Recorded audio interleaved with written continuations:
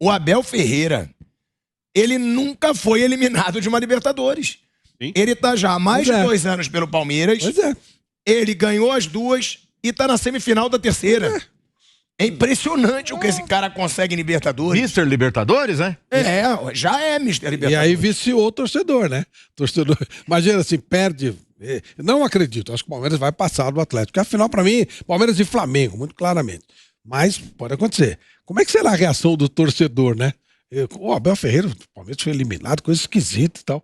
Não é estranho isso aí? Então, tem que ver tudo com muito cuidado com relação a isso. E é um jogo muito estratégico. Mas tem uma diferença. A moral do Abel Ferreira é tanta no Palmeiras que ele pode ser eliminado, pode perder o título, que o torcedor vai pensar o quê? Na próxima ele ganha. Na próxima vamos ganhar, porque eu acho que é diferente de vezes anteriores, por exemplo. Eu acho que como ganhou 2, o torcedor não pensa assim, não. A gente vai para um break rapidinho na Rádio Jovem Pan. Seguimos no YouTube, já vou chamar o Rodrigo Viga, lá na Zona Mista do Maracanã. Fala, Piperno. Ele é um ídolo aí do torcedor palmeirense. Enfim, tem uma avaliação quase unânime aí e tal. Quem? O Filipão? Não, o Abel. O Abel. Bateu uma coisa, você sabe que, eu já estava lembrando que quando o Palmeiras começou o Campeonato Brasileiro desse ano, o Palmeiras tinha acabado de vencer um paulista, goleando São Paulo por 4-0 na final, e na Libertadores o Palmeiras estava fazendo aquela primeira fase de passar o carro em todo mundo.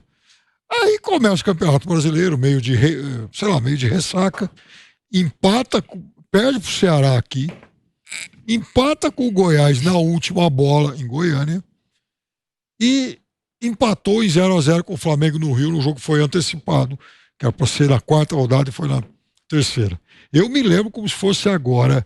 Eu li a análise no maior portal de notícias do país, de gente falando: a luz amarela está acesa pro Palmeiras. Então, se perde uma semifinal de Copa Libertadores, ou mesmo uma final, eventualmente, pro Flamengo, no dia seguinte, falando: o Abel, vai aparecer alguém, o Abel vai ter que se reciclar. Não, mas isso sim, porque ninguém vai perder e aplaudir, que legal que perdeu. Não é isso. Mas, por exemplo, em outras circunstâncias, iam pedir cabeça e vai embora, e não sei o quê. Já é diferente, o cara vai sentir críticas, claro, vai ter análise, o que deu errado, quem cometeu erro. Jogadores são cornetados, o treinador vai receber crítica, normal. E existem aqueles mais, eu falo assim, da média do torcedor. Tem aquele torcedor que é mais afoito e você pode ser campeão, 44 do segundo tempo, se não tá ganhando ainda, ele tá lá cornetando aí sai o gol aos 50 e tudo bem, aí resolve a situação. Senão o cara tá cornetando ali. Mas assim, na média, não é coisa pra pedir a cabeça do treinador, não é aquele desastre absoluto. Cornetar sempre vai ter, em qualquer circunstância. Isso é futebol e não tem jeito, né? Olha que curioso isso aqui, a declaração do Abel Ferreira agora na coletiva. Palmeiras teve mais medo que coragem. Mas o Abel, Palmeiras teve mais medo que coragem. E foi um grande resultado para nós. Olha só, você vê que o Abel ele faz as críticas, a gente vai já trazer trechos, né, da coletiva de imprensa do Abel Ferreira.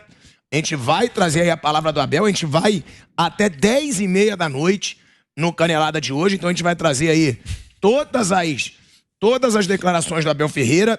Agora, eu vou chamar o Viga rapidinho lá no Maracanã, porque, Viga, até a torcida do Flamengo é impressionante torcedor. Eu já tô vendo aqui na internet. O Palmeiras ainda enfrenta o Atlético Mineiro fora. Isso postagens de páginas de Flamengo. O Atlético Mineiro fora, o São Paulo em casa, o Atlético Paranaense fora e o Internacional fora. Ou seja, ainda dá pro Flamengo, Viga. Boa noite, Juliano, para você, para a turma toda. Eu acho que o campeonato já está resolvido, tá? Tanto que o Palmeiras está administrando, está gerenciando, como fez hoje aqui.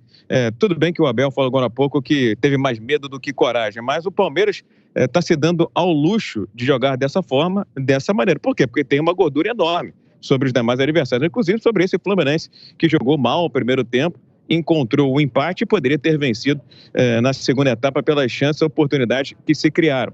Agora, sincero e honestamente, acho que o campeonato está resolvido, a gente está só contando rodada, porque quando o Palmeiras tropeça, empata, ou seja, está pontuando.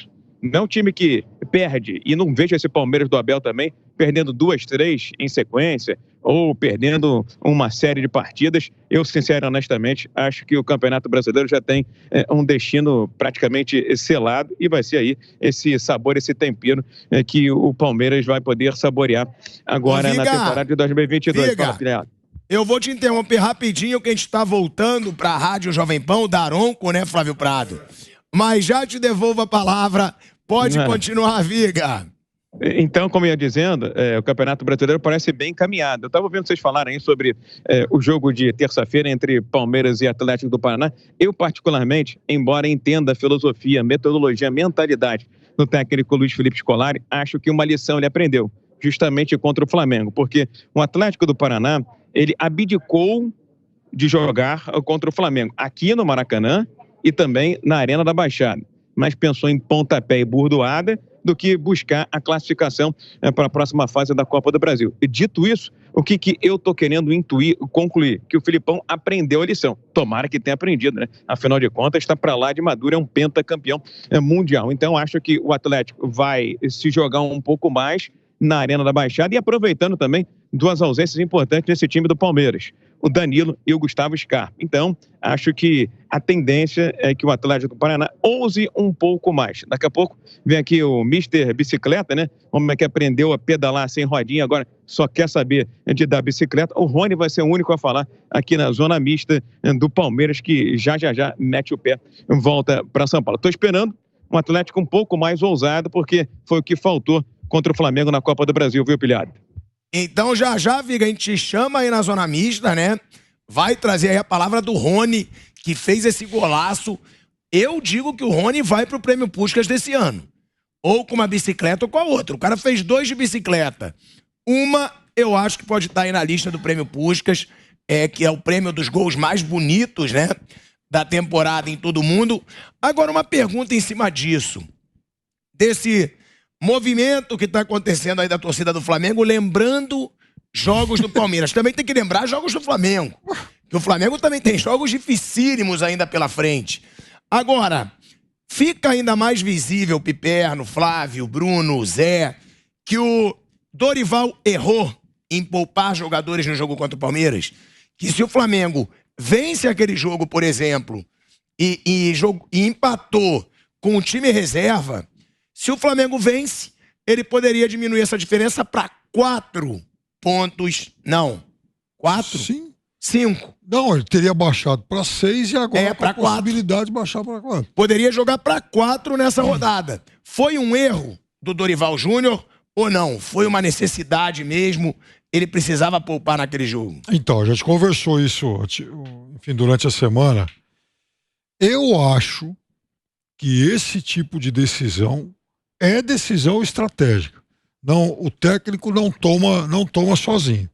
Ele deve ter conversado internamente isso, e aí alguém chega para ele o seguinte: Dorival, nós temos 3 títulos em disputa, estamos vivos nessas 3 frentes, mas eu acho que nós temos mais chances nas 2 Copas.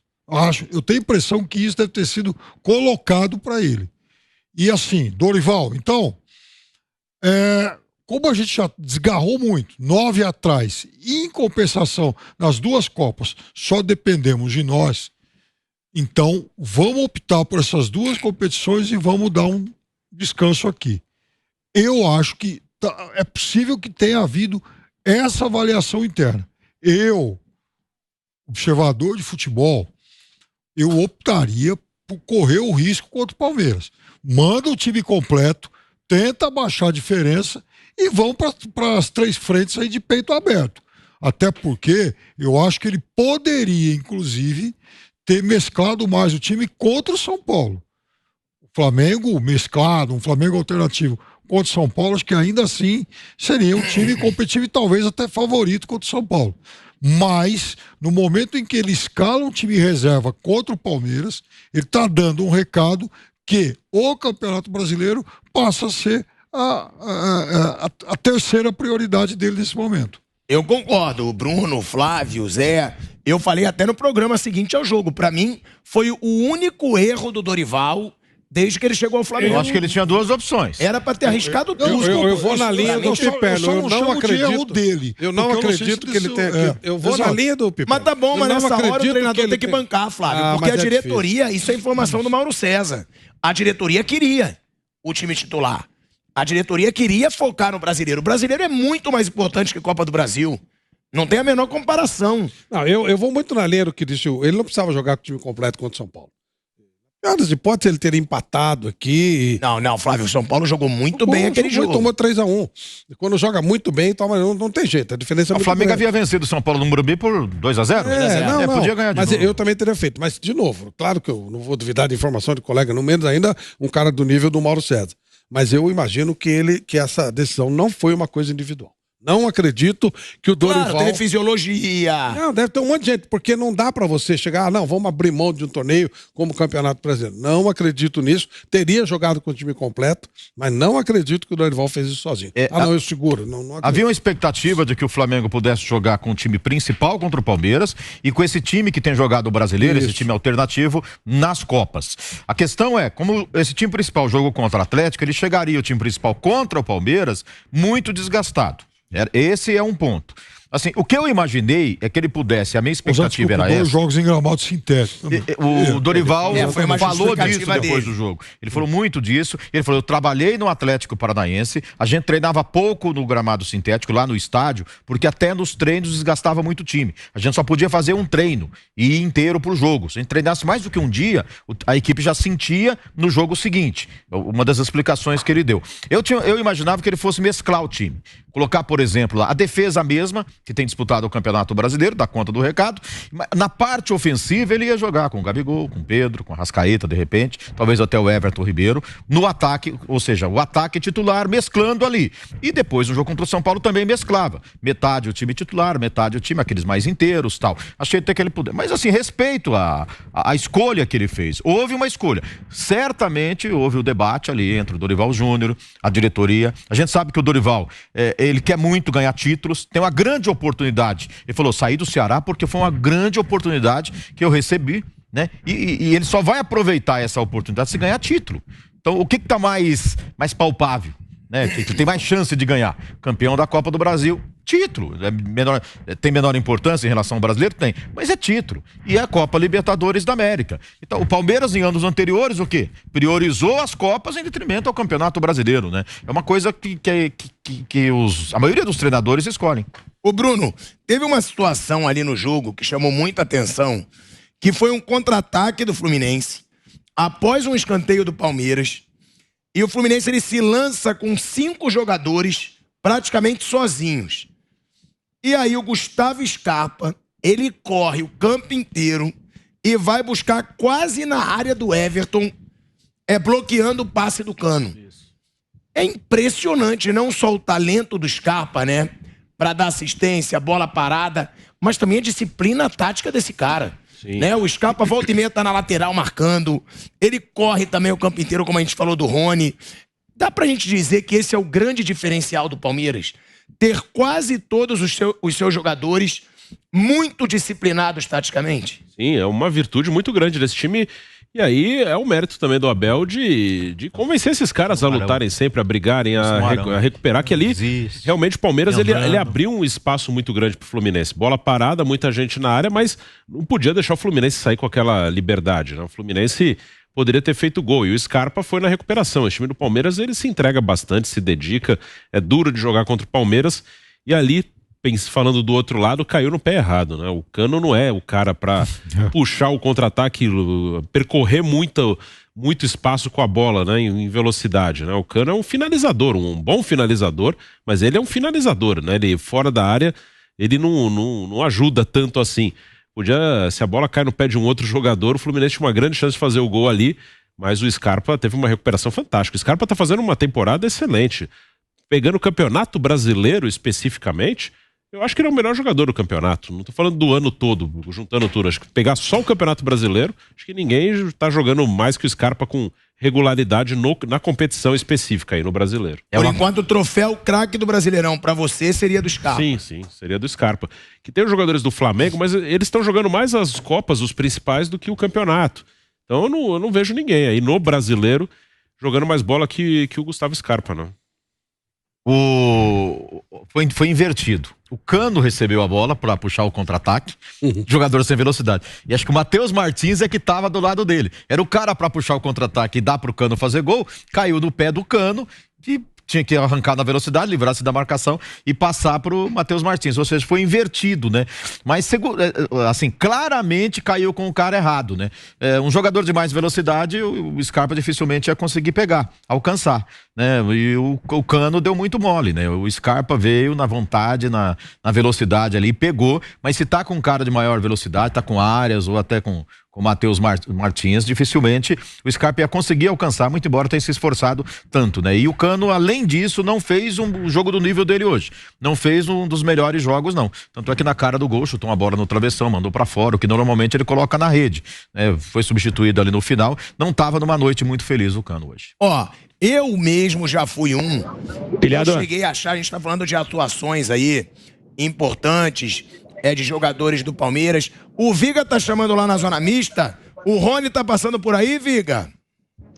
Ainda não, deve estar lustrando a chuteira ainda, né? Merece botar o pé na calçada da fama aqui, com certeza, né? Afinal de contas, não é qualquer dia, não é qualquer um que mete um gol de bicicleta no Maracanã com todo esse estilo que teve o Rony. Só queria meter minha colher em dois assuntos aí.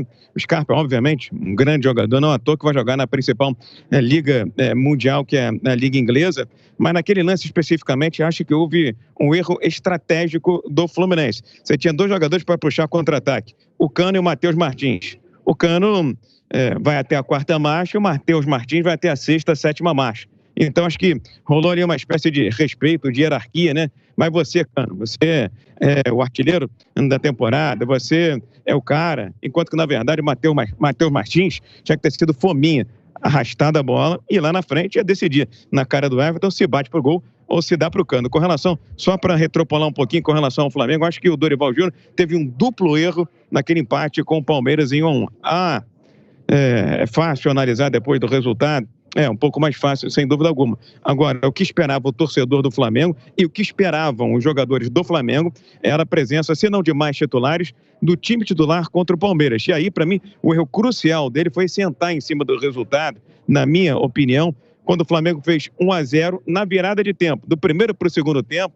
Se ele coloca ali jogadores mais experientes, para o Everton Ribeiro, que entrou depois, o Pedro, se coloca a chamada cavalaria, acho que dificilmente a cavalaria cederia um empate ao Palmeiras, dando um pouco mais de molho, um pouco mais de tempero ao campeonato. Então, eu vejo que houve um duplo erro ali. O Dorival escalando pouquíssimos titulares logo de cara e na virada do primeiro para o segundo tempo tinha que ter sido um pouco mais ousado e não sentado em cima do resultado, viu, Pilhado? É isso, Viga.